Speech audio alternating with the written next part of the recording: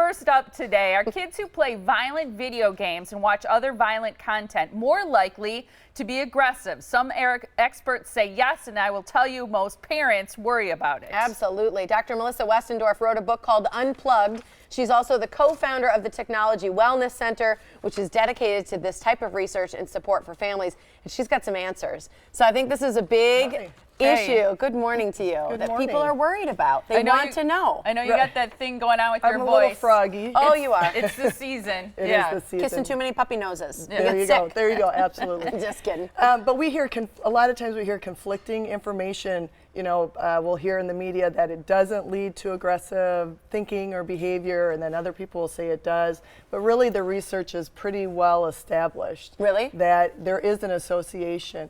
There's specific factors that are related to increased aggression or risk for aggression in kids, and media violence is one of them. Well, and what do you mean by media violence? Here's some known factors, right? These are what? Right, so these are the known factors in the study that I'm talking about today that are found to be related to increased aggression. So negative aggressive thinking and decrease in empathy. Oh, actually. So that pure delinquency, media violence, pure victimization, gender, neighborhood crime, and abusive parenting. Why gender? What does that mean? Male versus just female, male versus so female. Okay. a higher risk for males, actually. How do you define media violence? Because, you know, a lot of us will think, well, is sometimes just, you know, watching a violent news story scary enough for a child? Right, so what this was looking at in terms of media violence was video games, movies, and television programming. Great. And probably, you know, now you would include YouTube, some of the violent information we get from YouTube as well. So any media violence such as that is what's included in the study. And what's really interesting about this study is not only is it in the United States, but it was a joint study with 6 other countries. So they found this repeatedly, this effect repeatedly across cultures.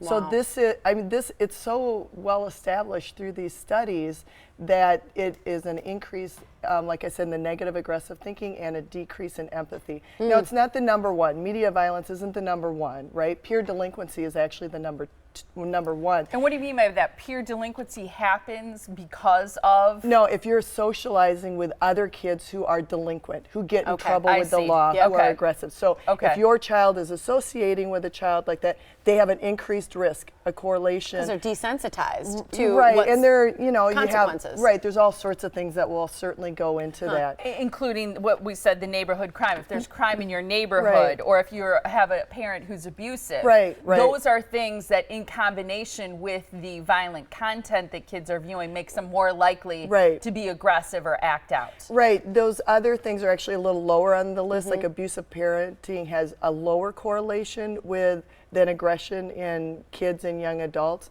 But you're looking at the combination. Now where we live, our neighborhoods, we can't change it. You can't change your gender. No. You're male and you have that increased risk. But there are things we can help control, right? Yeah. Let's talk about what we can do. And first, real quick, before you give those, before we put that up, I want to know what age frame are we talking about when we're saying they're affected, kids are affected. What age frame is this? So this study looked at adolescents, and the average age was 21. So they had adolescents up to young adults. So that was the age span. I mean, you think that's when they can handle it. You know, like a video game or something. Oh, they're playing with their buddies, whatever, they're fine, they're old enough. Right. No. But if you remember in other segments I've talked about, the brain doesn't really, isn't completely developed till 25, right? And that's your decision-making part of your brain that finishes up then. So what can we do? Know their friends, check the ratings, guidelines, use the parental controls. That's one thing we have to all educate ourselves about. Because that's not something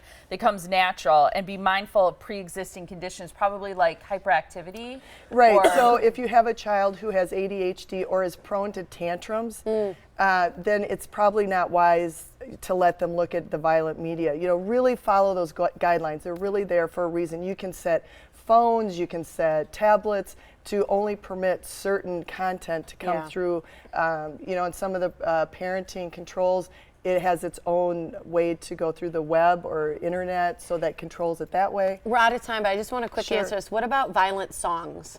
Do you know if that was included in violent That was media? not, no, okay, that wasn't was not included. I wonder about the same things Yeah. because so many of today's music, The words, the lyrics the things are that they're saying. aggressive, violent. There's a lot of Negative, swear words, mean. negative, mean things. Here's the website where you can find this great resource and support for parents. It's the technologywellnesscenter.com is where you can find out more about Dr. Westendorf and the work that they're doing there. Great to see stuff, you. yeah. Good to see you as well. Important. Thank you.